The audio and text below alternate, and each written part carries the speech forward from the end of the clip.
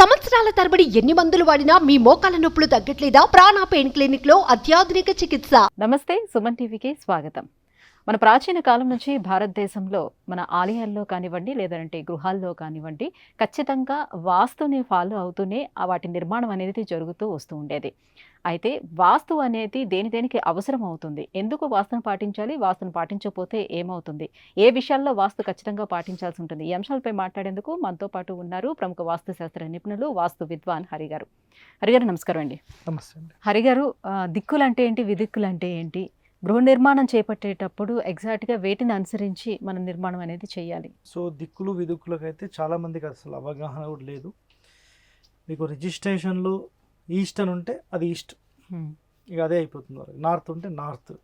మరి అసలు దిక్కులు విదిక్కులు అసలు మన ఇల్లు ఉందా లేదా అనేది కూడా చాలామందికి ఐడియా కూడా లేదు. మరి దిక్కు అంటే ఏంటి, విదిక్కు అంటే ఏంటి, ఒకసారి నేను మీకు ఎక్స్ప్లెయిన్ చేస్తాను, తర్వాత ఒకసారి కెమెరా ముందు చూపిస్తాను. ఇక్కడ చూడండి, మీరు స్ట్రైట్గా నుంచి చూడండి ఒకసారి. సో ఉన్నారు కదా, ఇప్పుడు మీరు సూర్యుడు అనుకుందాం, ఎగ్జాంపుల్ సూర్యుడు. సో సూర్యుడికి సరిగ్గా కరెక్ట్ అలైన్మెంట్తో ఒక బిల్డింగ్ నిర్మాణం చేస్తే ఇది శుద్ధ ప్రాచి అంటారు. అంటే ప్రాపర్ ఓరియంటేషన్లో ఉన్న బిల్డింగ్ శుద్ధ ప్రాచి అంటారు. మీకు రైట్ సైడ్లో ఆగ్నేయం ఉంటుంది, లెఫ్ట్ సైడ్లో ఈశాన్యం ఉంటుంది. ఒకవేళ బై మిస్టేక్ బిల్డింగ్ కనుక ఇదే బిల్డింగ్ స్ట్రైట్గా కాకుండా ఇట్లుందనుకోండి, దీన్ని ఆగ్నేయ ప్రాచి అంటారు. ఒకవేళ మళ్ళీ శుద్ధ ప్రాచి ఇట్లా ఉంటే ఈశా ప్రాచి. ఇది నేను ఒకసారి బోర్డు మీద ఎక్స్ప్లెయిన్ చేస్తాను, మీరు చూడండి ఒకసారి. అయితే మనకు 3 రకాల పేర్లు ఉంటాయి దీనికి: ఈశా ప్రాచి, ఆగ్నేయ ప్రాచి, శుద్ధ ప్రాచి.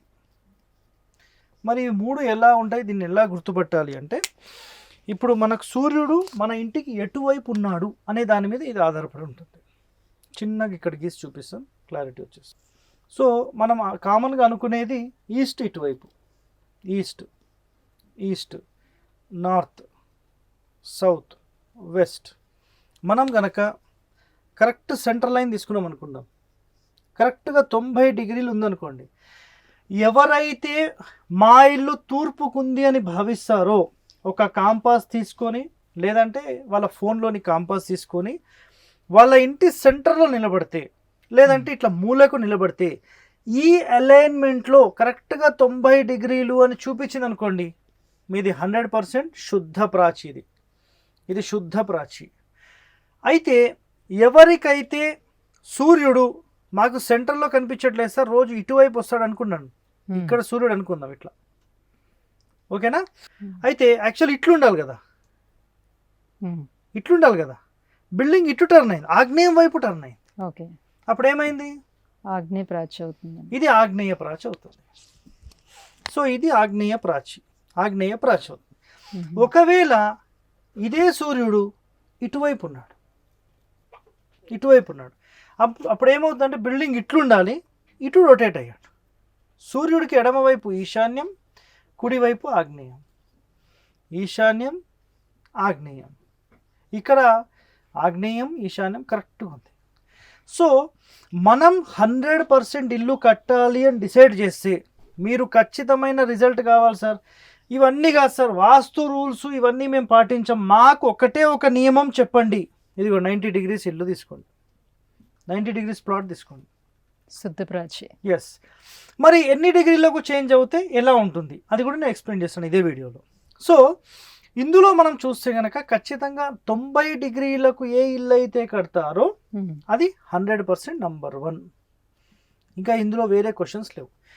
అసలు 90 డిగ్రీస్ కట్టింది ఎవరి కోసం కడతారు ఏంటి, ఆ వివరాల్లోకి మనం డెప్త్గా వెళ్తే కనుక 90 డిగ్రీలు మ్యాక్సిమం టెంపుల్స్ కడతారు.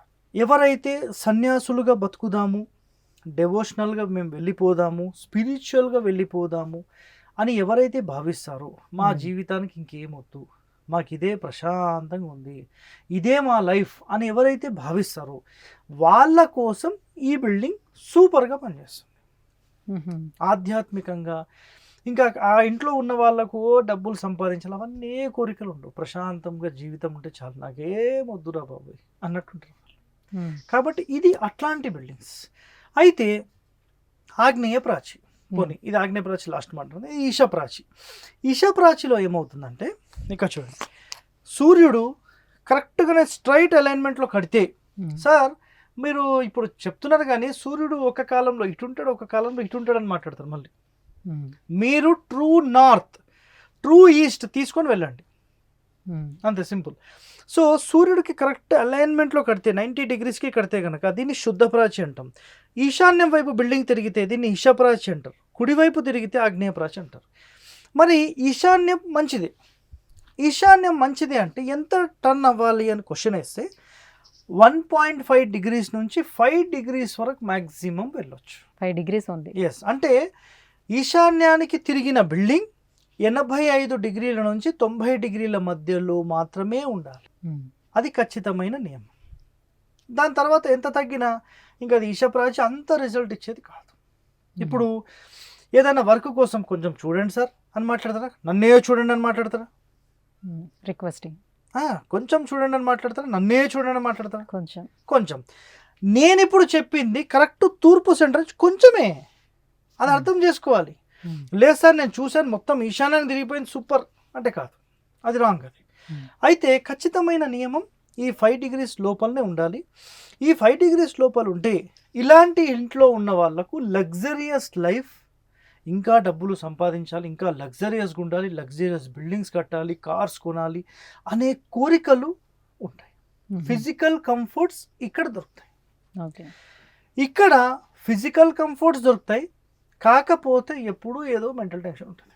ఇది ఆగ్నేయానికి తిరిగింది. సో ఎప్పుడు చల్లని వాతావరణం ఇంట్లో ఉండదు, వేడి వాతావరణం ఉంటుంది. డబ్బుల సంపాదన మిగతావన్నీ కామనే, కానీ వేడి వాతావరణం ఉంటుంది.